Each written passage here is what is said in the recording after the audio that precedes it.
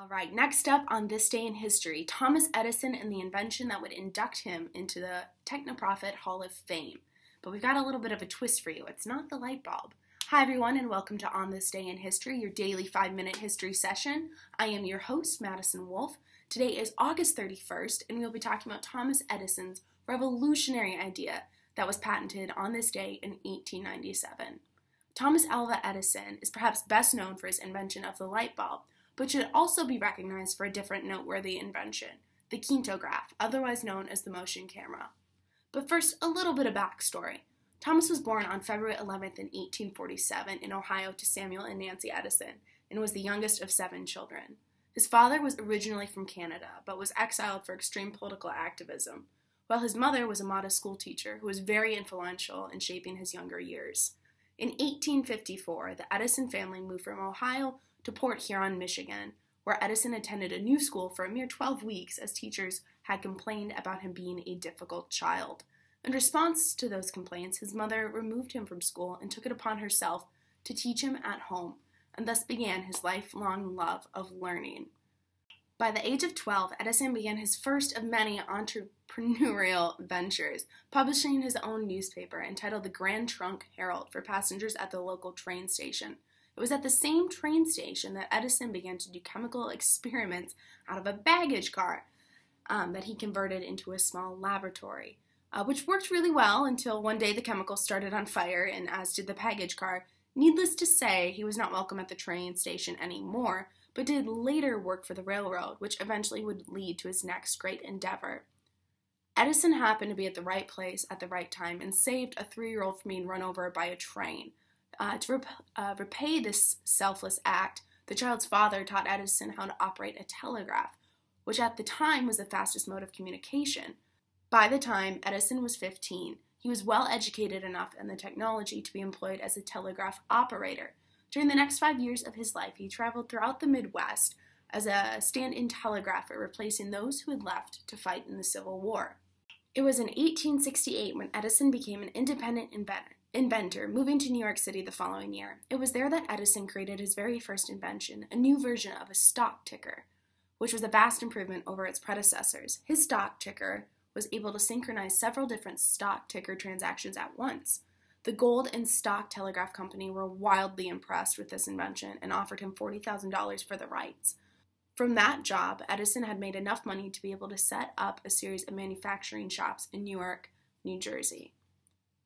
Another lucrative invention during the time was the quadruplex telegraph, which enabled people to simultaneously send 2 messages to each other in both directions of the wire. Ray Gould, the railroad tycoon at the time, paid Edison more than $100,000 in cash, stock, and bonds to pay for the invention. These inventions and that money led Edison to the next string of interest as he opened up a chemical and electrical lab in his shops. So let's jump forward a little bit, a few years to 1877. While working on the telephone, Edison discovered a method of recording sound, which he named the phonograph. This invention resulted in Edison being named Inventor of the Age and nicknamed the Wizard of Menlo Park. While Edison is arguably most known for his invention of the light bulb, he was not the true inventor. In 1879, he bought a patent from Henry Woodward and Matthew Evans to improve upon it, making light bulbs available to the masses. This also brings us up to our date, August 31st, only in 1879, the date he patented the Kinetograph, otherwise referred to as the motion camera or movie camera. Edison didn't just invent the Kinetograph, but also created a small movie studio that rotated to catch the best sunlight, and from there he produced multiple films. However, trouble was not far behind. In 1898, Edison sued 2 major companies for trying to replicate his Kinetograph, one of which was the Biograph Pictures Company, a company his old assistant founded. In 1902, the courts ruled that Edison owned the rights to the spring socket system that moved the film through the camera, but not the concept of a movie camera as a whole. In 1909, Edison teamed up with his old assistant and the Biograph Company, along with other filmmakers, to create the Motion Pictures Patents Company, whose focus was on protecting patents and keeping new players from entering the industry. In 1917, Edison left the film industry after the Supreme Court ruled to dissolve the trust. While Edison may have left the industry, his impact can still be seen today, as he has completely changed the way we share information. For the first time, people were able to see real accounts of events happening around the world, not just from still pictures they find in newspapers, but in motion, which added a whole new form of credibility. The Kinetograph also led to the introduction of television in 1927, which completely changed the way people got their information. Edison's contribution to the Kinetograph created a domino effect, leading from one new technology to the next, and those effects are still prevalent today, as the way we share and receive information is still changing. The film industry that Edison had a hand in starting is now a $38 billion field and is projected to reach the $50 billion mark by the end of the year 2020. It's not just Hollywood that's felt the effects of Edison, but everyday people as well. Take out your phone, for example. Anyone can take a video and send it to a friend or post it to a social media site.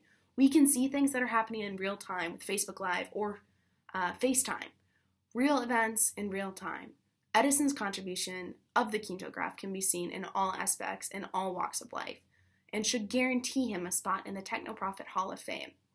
Well, that's all the time we have today, folks. Have a good day, and we'll see you back here tomorrow on This Day in History.